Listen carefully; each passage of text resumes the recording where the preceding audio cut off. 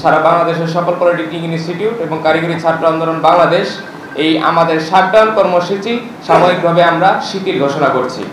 সবাই একমত আছি এবং এটা নিয়ে আমরা আন্দোলন করছি। পাশাপাশি আমরা সরকারের সাথে বসে এটার ব্যাপারে একটা সুরা হয়েছে। ইনশাল্লাহ কয়েকটা দিন সময় চেয়েছে সরকার, অন্তত 21 কার্য দিবস সময় চেয়েছে। যাই হোক, আমরা এটা বুঝাতে সক্ষম হয়েছি। আমাদের যে 6 দফা কারিগরি যে আন্দোলন, যে ব্যানারে যে আন্দোলনটা হচ্ছে, ওদেরকে আমরা বুঝাতে সক্ষম হয়েছি যে যেহেতু সরকারকে আমাদের একটু স্পেস দেওয়া দরকার।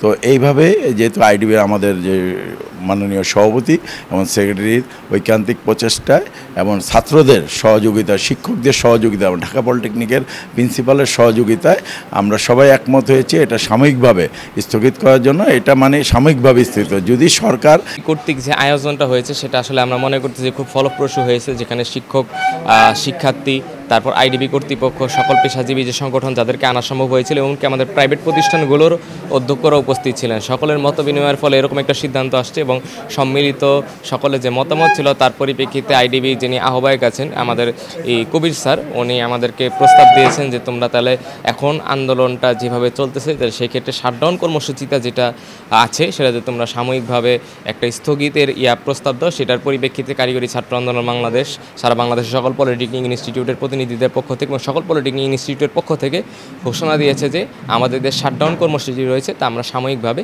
শিথিল করতেছি এবং সকল শিক্ষার্থীদেরকে আমরা আহ্বান জানিয়েছি তারা যেন ক্লাস কার্যক্রমে ফিরে আসে। আমাদের যৌক্তিক 6 দফা দাবি বাস্তবায়ন না হওয়া পর্যন্ত আমরা পর্যায়ক্রমে সে সকল যে কর্মকাণ্ড আছে এবং কর্মসূচি আছে সেগুলো অবশ্যই প্রদান করব। আর আমরা কিভাবে স্মারকলিপি থেকে আরো সুন্দর কর্মসূচি নেওয়া যায় সেই জন্য আমরা আজকে এই আলোচনা সভা থেকে এবং রুদ্ধদ্বার পক্ষে প্রয়োজন আমরা বসে হলো আমাদের পন্থা ঠিক করে আমরা রাজপথ বেছে নিতে হবে। আপনারা জানেন লাল পতাকাকে লাল পতাকা দিয়ে মোকাবেলা করতে হয়, অর্থাৎ কমিটি তোমাদের ক্ষেত্রে আমরা এখানেই হয়ে যাবো এবং তোমাদের জন্য যা যা করা দরকার সেই কাজগুলো আমরা করবো ইনশাআল্লাহ।